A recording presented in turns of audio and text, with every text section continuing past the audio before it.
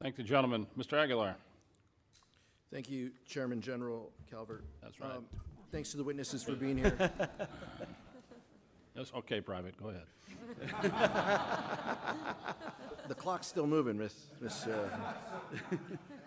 Secretary. I want to express my severe concern with the deployment of the National Guard in Los Angeles without consultation of the state of California. There have been photographs that have shown these troops sleeping on the floor and have not been provided fuel, food, or water by DoD. How long will this deployment last, and why were we unprepared to provide them basic necessities such as food and water? The commanders and troops on the field are very well prepared, sir. They responded incredibly rapidly to a deteriorating situation with equipment and capabilities.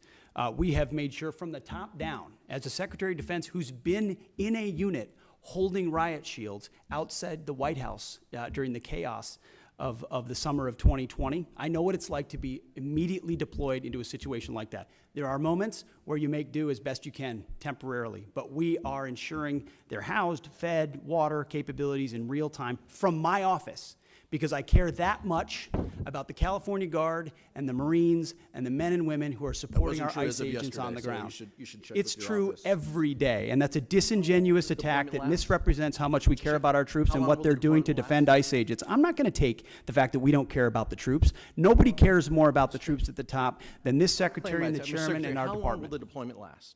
We stated very publicly that it's 60 days.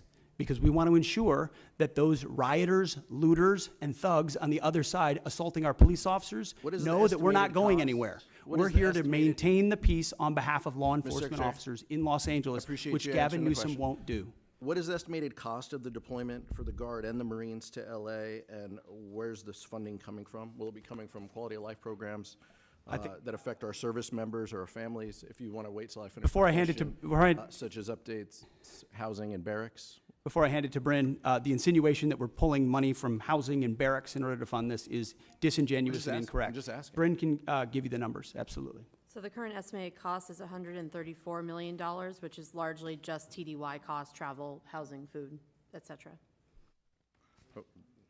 Where's it coming from? That's the cost, but where's it coming from? Out of their O&M accounts. With the most recent deployment of the Marines, Mr. Secretary, what's the justification for using the military for civilian law enforcement purposes in LA? Why are you sending war fighters to cities to interact with civilians? Every American citizen deserves to live in a community that's safe, and ICE agents need to be able to do their job. They're being attacked for doing their job, which is deporting illegal criminals.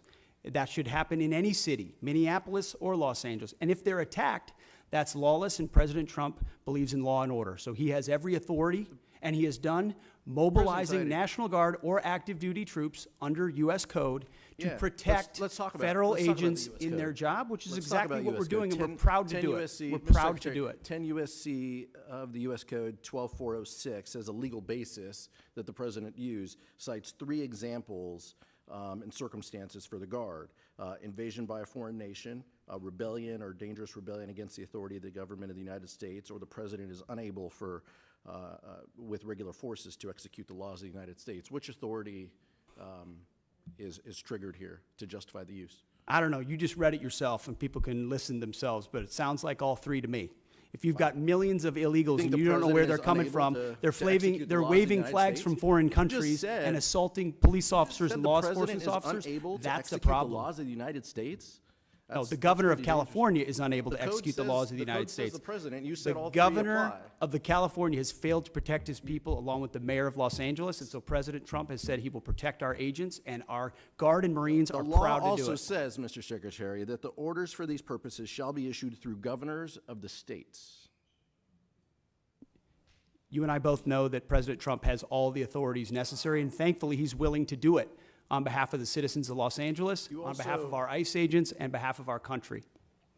We've also pulled $1 billion for the border as well, so this just goes into the same fund, 134. What did Congressman, you what's the indicate, 134 million? I was asking Ms. McDonald. Okay. 134 million goes on top of the billion that's been pulled for the So the board? funding that was pulled for this year was largely in FSRM, and in this budget, we're actually looking to plus that funding back up to backfill that for our troops and for their families. Thank you, Mr. Chairman. Thank the gentleman. Mr. Valadeo. Thank you, Chairman.